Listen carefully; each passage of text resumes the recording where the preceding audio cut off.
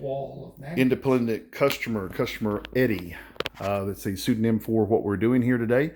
So let's take a look at the kitchen real quick. Got back wall with the refrigerator, pantry, open cabinet. Then over here on the left-hand side, we've got a galley layout for the sink, dishwasher.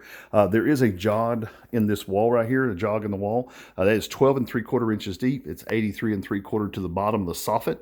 The soffit does extend completely across. Ceiling height in this room is 96 plus because we have a LVT top floor. Take a look over here.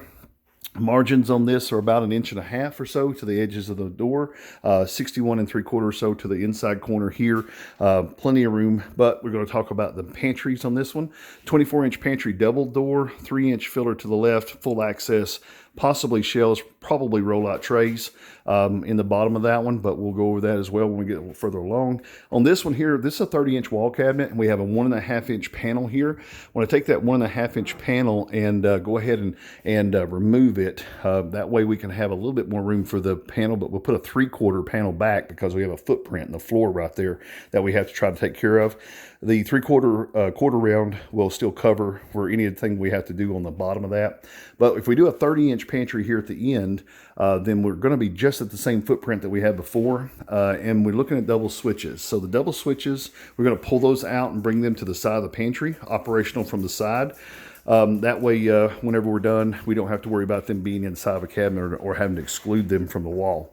Now, in this cabinet too, there's also, no, there's not. There's a pull plug for behind the refrigerator. So there's no plug to have to deal with, just the double switches on that one. Outside corner wall here on the end hallway, as you see. Come over here. This wall is not the same depth as the hallway wall. So there is a jog, slight, but it is a jog from the inside. Here on the end, you got about 4.25 inch margin to the end. 39-inch cabinet here, if I'm not mistaken. A 30-inch cabinet here, 36-inch here. Then we're looking at doing 2-foot more cabinet, 2-foot cabinet on the wall, 2-foot cabinet on the base. Base 2-foot cabinet, looking at a full height door here.